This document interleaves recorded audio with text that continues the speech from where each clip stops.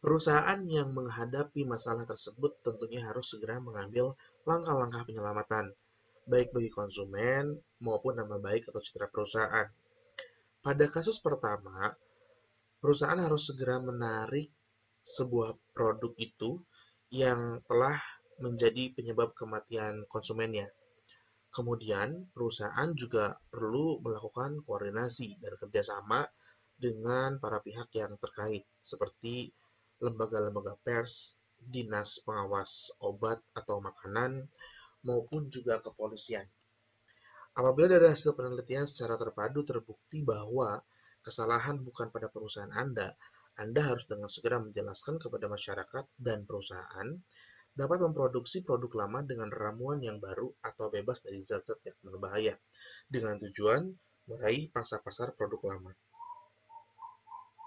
Cara penanganan krisis di suatu perusahaan akan berbeda tentunya dengan perusahaan yang lain. Namun yang jelas, munculnya krisis dalam suatu perusahaan dapat mempunyai pengaruh terhadap masa depan produk maupun reputasi perusahaan yang bersangkutan. Berapa banyak biaya yang harus dikeluarkan untuk memperbaiki citra suatu perusahaan yang sedang dilanda krisis? Apabila suatu perusahaan gagal dalam menangani krisis yang terjadi, reputasi perusahaan akan menjadi pudar dan kerugian tidak dapat dihindarkan. Dalam hal ini ada sebuah contoh di mana eh, Kota Gresik melalui bupatinya mengumpulkan pejabat-pejabat humas perusahaan yang ada di Kota Gresik tersebut. Hal ini ditujukan agar para humas perusahaan itu dapat bekerja sama dan berkomunikasi dengan baik antara pemerintah, perwakilan perusahaan, lewat humasnya, dan juga masyarakat. Sehingga keluhan-keluhan masyarakat dapat disampaikan kepada pemerintah dan dilanjutkan kepada perusahaan, dan kemudian perusahaan bisa menjawab atau melakukan tindakan yang lebih lanjut sehingga perusahaan yang ada di Kota Gresik tetap memiliki citra yang baik. Dalam kaitannya dengan krisis komunikasi tersebut, ada dua falsafah dalam komunikasi. Yang pertama yaitu bersikap diam, tidak mengatakan sesuatu. Atau yang kedua adalah katakan apa yang terjadi dan segera.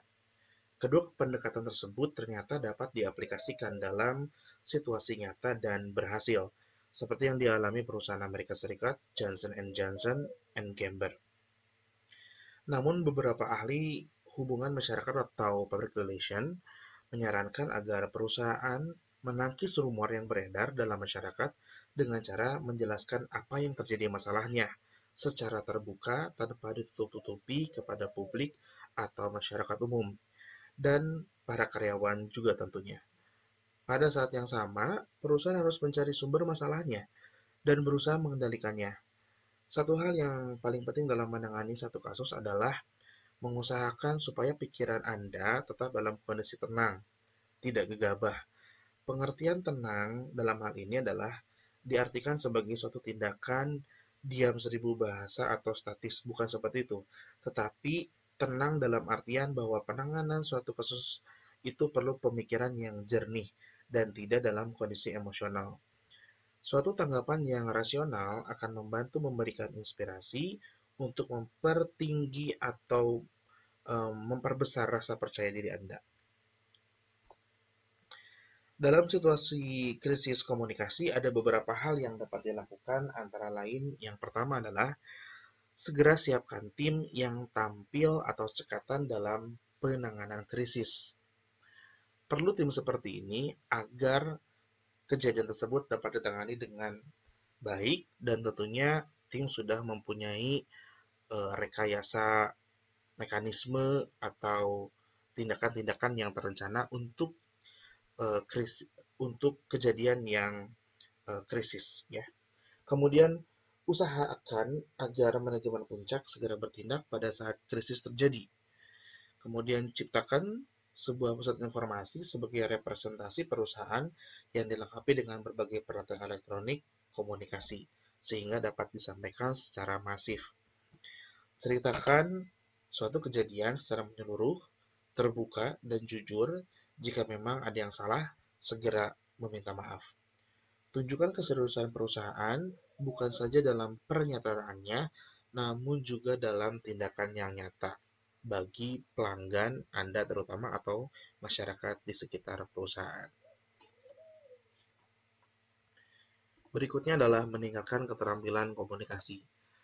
Sebagaimana Anda ketahui, komunikasi itu merupakan suatu keterkaitan antara satu individu dengan individu lainnya dalam organisasi.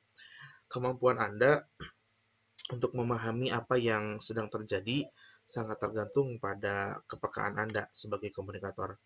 Bila Anda tahu dinamika komunikasi, Anda akan dapat membaca secara akurat apa yang sedang terjadi dalam suatu organisasi. Pada saat yang sama pula, Anda dapat menyesuaikan pesan-pesan Anda sendiri dengan menggunakan jaringan komunikasi untuk mendapatkan manfaat yang terbaik. Di samping itu, keterampilan komunikasi, kemampuan membaca, menulis, mendengar, dan berbicara adalah hal yang sangat penting dan hal yang diutamakan oleh seorang manajer suatu perusahaan.